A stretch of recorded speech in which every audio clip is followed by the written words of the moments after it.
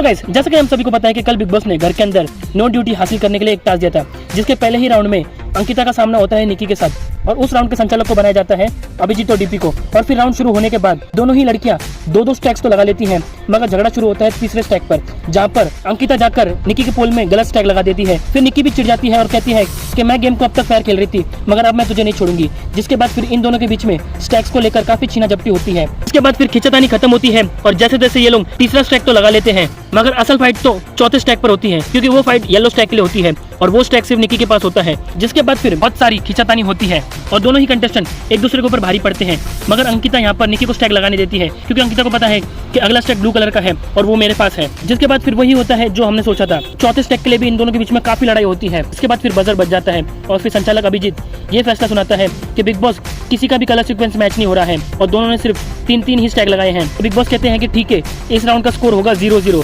जिसके बाद फिर सेकंड राउंड शुरू होता है और बारी आती है पैडी और डीपी की। जिसके बाद फिर पैडी डीपी पहले दो स्टैक तो चुपचाप लगा लेते हैं, मगर इन दोनों के बीच में भी तीसरे स्टैक को लेकर लड़ाई हो जाती है, जिसमें सबसे पहले चोट लगती है डीपी को और डीपी के पैर में काफी भयंकर सूजन आ जाती है। फिर अगली चोट पैडी को भी लगती है और फिर पैडी को भी मेडिकल इमरजेंसी की जरूरत पड़ती है। फिर पैडी भी वापस आता है और ये राउंड वापस शुरू होता है। जिसके बाद फिर स्टैक्स को लेकर इन दोनों के बीच में खींचातानी फिर से शुरू हो जाती है और फिर पैडी को दोबारा चोट लग जाती है और लास्ट में बजर बच जाता है। और फिर बिग बॉस ये कहते हैं कि राउंड तो कंप्लीट हुआ है, मगर स्टैक किसने भी नहीं लगाया है, तो इस राउंड का स्कोर भी 0-0 होता है। तो गाइस, फिलहाल तो 2 राउंड कंप्लीट हो गए हैं और सिर्फ 2 राउंड ही बचे हैं, तो अब देखना ये होगा कि इस टास्क को कौन सी टीम जीतती है। आपको क्या लगता है, हमें कमेंट करके जरूर बताइए।